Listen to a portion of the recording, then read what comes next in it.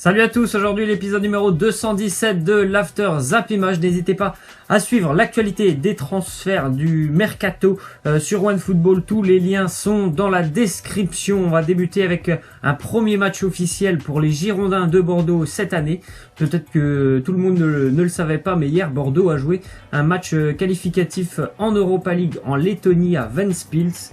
Victoire pour les Girondins 1-0, c'était un match aller, but de Youssouf. Zaïdou Youssouf, un jeune Girondin qui a intégré le groupe pro. Il avait commencé un petit peu l'année dernière et hier il a été titularisé. Il a marqué dès le début de match à 3e ou 4e minute pour les Girondins qui ont pris une option avant le match retour de jeudi prochain. Tant mieux pour Bordeaux s'ils peuvent continuer l'aventure européenne. On sait que l'année dernière ils étaient tombés face à Vidéoton, une équipe assez méconnue comme Ventspils hier. Donc hier ils ont fait le boulot.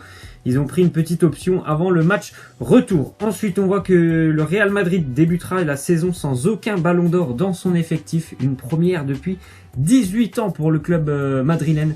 Donc c'est assez incroyable quand même de voir que le Real Madrid a perdu sa grande star quand même cet été en la personne de Cristiano Ronaldo. Pour le moment, Ronaldo n'a toujours pas été remplacé. Je pense que ça arrivera. Je n'ai pas la date précise. Je pense que ça arrivera.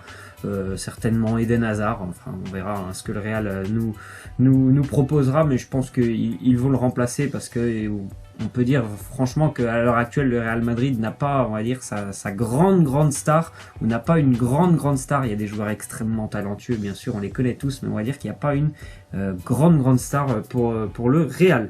Ensuite, une déclaration de Karim Benzema. Il nous dit: sur le plan personnel, je veux mieux faire que la saison précédente et je dois continuer à travailler pour m'inscrire encore plus dans l'histoire de ce club. Personnellement, je pense pour lui que Benzema, il n'a pas été très satisfait, je pense, de sa saison l'année dernière sur le plan personnel, comme il le dit, et sur le plan statistique. Il a été moins performant que les années précédentes. Après, je pense que collectivement, il a toujours été très important pour le Real Madrid. Et il a certainement envie de continuer l'aventure, en tout cas pour lui. Dans sa tête, ses idées, elles sont claires. Et il va rester à Madrid et il a envie de continuer son aventure avec le club madrilène. Ensuite, une déclaration de Xherdan Shaqiri, la nouvelle recrue de Liverpool. Il nous dit: d'après moi, nous sommes capables de remporter la Ligue des Champions cette année. Dans cette équipe, il y a beaucoup de qualité, notamment avec les joueurs recrutés. Ils sont tous très forts. On peut citer Shaqiri, Fabinho ou encore Alisson Becker, le gardien de la Roma qui a signé du côté de Liverpool. C'est vrai que Liverpool a fait un parcours incroyable l'année dernière en Ligue des Champions, finaliste malheureux face au Real Madrid. Donc pourquoi pas se dire que Liverpool, avec tous ses renforts, pourrait encore faire une très belle aventure cette année en Ligue des Champions. Ça me semble plausible. Ils ont vraiment été très bien renforcés cet été, comme le dit Shaqiri. L'apport au milieu de Fabinho et voilà, le gardien qui est un excellent gardien. Ce sont deux postes primordiaux et c'est vraiment deux gros renforts pour Liverpool qui pourra encore une fois compter sur Mohamed Salah ou Sadio Mané devant. Ensuite, on voit que Thibaut Courtois a donné son accord au Real Madrid et laisse désormais le club de Chelsea et de Madrid, tout simplement, il les laisse trouver un accord sur le plan financier, on va dire, pour son transfert, sur le montant de son transfert. En tout cas, lui, il est d'accord, il a envie de rejoindre le Real Madrid. Ensuite, on voit que Leicester aurait refusé une offre de 75 millions d'euros en provenance de Manchester United pour faire signer Harry Maguire. C'est selon Sky Sports, une grosse offre quand même de la part de United, 75 millions d'euros, refusée par Leicester. Est-ce qu'ils ont envie de plus? Certainement, ils sont peut-être un peu trop gourmands d'ailleurs, les joueurs de Leicester, parce que 75 millions, c'est quand même le prix qu'ils ont vendu il y a quelques semaines, auquel ils ont vendu Riyad Mahrez.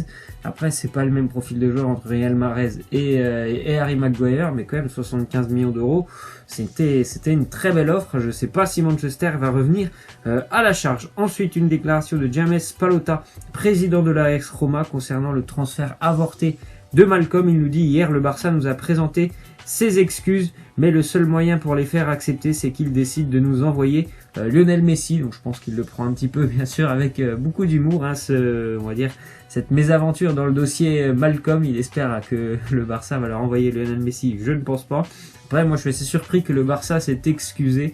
Si y a bien un club qui doit s'excuser, je pense, auprès de la Roma, pour moi, c'est plutôt Bordeaux. Mais bon, le Barça s'est quand même excusé, on va dire, d'avoir volé Malcom aux dirigeants romain. Une nouvelle fois du côté de l'AS Roma, Stéphane El Shaarawy qui envisage de quitter le club romain. Il a pris l'habitude de souvent changer de club depuis quelques années, et là ça me semble compliqué pour lui. Déjà on a recruté Justin Kluivert du côté de la Roma, qui est un excellent jeune joueur avec un gros potentiel, et je pense qu'il aura beaucoup de temps de jeu. Et il y a aussi Perotti qui est devant lui, donc pour El Shaarawy ça peut être un peu compliqué cette année. Il y a déjà un club en Italie qui est très intéressé par son profil, c'est le Torino, qui aimerait l'associer en attaque avec son attaquant Andrea Bellotti. Ensuite, on voit que le Barça commencerait vraiment à s'agacer sur le dossier Adrien Rabiot, parce que bon, c'est toujours aussi compliqué les négociations entre le PSG et le Barça, les négociations entre le PSG et Rabiot.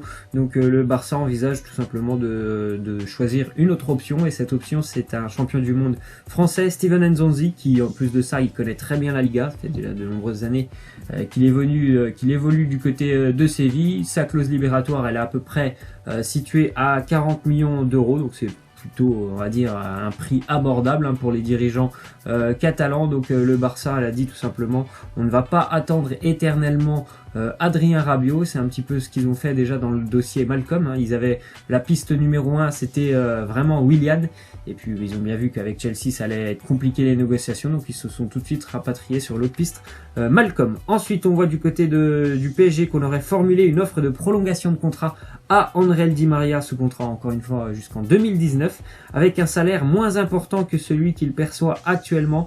Donc c'est une proposition qui ressemblerait plutôt à une invitation de départ. On en avait parlé un petit peu hier. Il fallait que voilà, André Di Maria essaye de trouver un autre club avec un autre projet que le Paris Saint-Germain, parce que visiblement on ne compte pas vraiment sur lui pour la saison prochaine du côté de Paris. On continue avec le Stade Rennais qui officialise l'arrivée de Damien Da Silva, le défenseur qui a évolué depuis 2-3 ans je crois du côté du Stade Malherbe de Caen. Il a 30 ans, il arrive du côté de Rennes, il s'engage jusqu'en 2020 certainement, voilà, pour pallier le départ de Joris Gnagnon qui a quitté le Stade Rennais il y a 2-3 jours pour signer du côté de Séville. Ensuite on voit une déclaration assez surprenante de Clinton Ng, le joueur marseillais, pardon.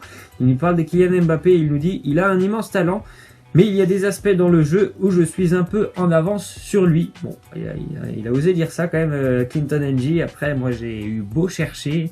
Après, je vais vous le dire, je me suis pas fatigué à chercher quand même. Je sais pas où est-ce que Clinton Ng est en avance sur Kylian Mbappé. Après ça se voit qu'il a tout de suite un très gros ego de sa personne, Clinton Ng. Si lui il trouve qu'il est en avance sur certains points que Kylian Mbappé, tant mieux pour lui. Je pense que c'est pas l'avis de tout le monde. Ensuite on voit une déclaration de Max Allegri, l'entraîneur de la Juventus. Il nous dit: je suis très impressionné par son évolution et par sa façon de jouer dans une grande compétition comme à la Coupe du Monde. La France s'est imposée et lui a vraiment réalisé un grand mondial avec beaucoup de caractère. Il nous parle bien sûr de Paul Pogba. Il y a beaucoup de rumeurs depuis quelques semaines qui renvoient Paul Pogba du côté de Turin, lui qui a connu la Juventus pendant de nombreuses années. C'est vraiment là-bas qu'il s'est révélé, et c'est une déclaration vraiment de Max Allegri qui dit tout simplement qu'il a apprécié le caractère de Paul Pogba, qu'il a apprécié ses performances pendant cette Coupe du Monde. Et on a vu vraiment un Paul Pogba au plus haut niveau de sa forme, avec il a exprimé, je pense, vraiment l'étendue de tout son talent, celui qu'on lui connaissait et celui qu'on attendait de voir assez régulièrement. Il l'a montré pendant cette Coupe du Monde. Ensuite on voit une déclaration d'Adil Rami. Il nous parle d'Olivier Giroud. Il nous dit: ceux qui disent que Giroud ne sert à rien ne comprennent rien au foot. Tout ce qu'il fait est bien pour l'équipe.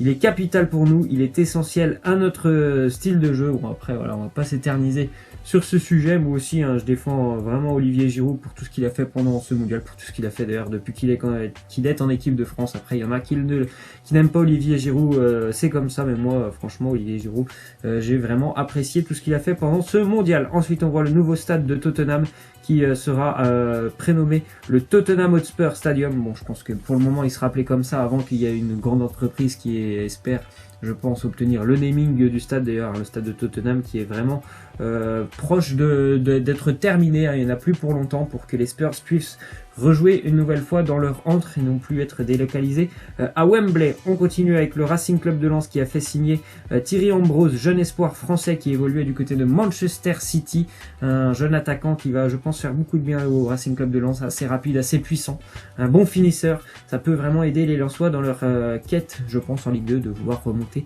en Ligue 1. D'ailleurs, n'oubliez pas, ce soir c'est le retour de la Ligue 2 avec des matchs plutôt intéressants pour cette première journée, notamment pourquoi pas un Grenoble-Sochaux assez intéressant, aussi un Ajaccio 3, encore Valenciennes-Auxerre, demain Lorient-Le Havre et on terminera lundi avec un Brest-Metz. Ensuite, on voit que hier il y avait un match d'une plutôt grande équipe en Europa League. Il n'y avait pas que Bordeaux pour l'Angleterre. C'est Burnley qui se déplaçait en Écosse à Aberdeen. Burnley a pris une petite option 1-1 du côté d'Aberdeen pour Burnley, qui jouera donc le match retour jeudi prochain grâce à un but de Sam Vokes hier à Burnley, donc qui prend une petite option. C'était un match vraiment assez solide, assez rugueux entre deux équipes qui ont un petit peu un football d'antan avec des grands ballons devant, un football avec beaucoup de duels. Mais voilà, c'était un match plutôt plaisant quand même que j'ai pu suivre entre Aberdeen et Burnley. On va terminer donc avec la question de fin. La saison prochaine, qui sera la star du Paris Saint-Germain, Kylian Mbappé ou Neymar? Donc moi, j'ai aucun doute sur le fait que ça sera Neymar. Laissez-moi en commentaire ce que vous en pensez. Voilà, c'est la fin de cet After Zapima. J'espère que ça vous aura plu. Nous, on se retrouve lundi, je pense. Il n'y aura pas de vidéo ce week-end. Allez, je vous laisse. Ciao.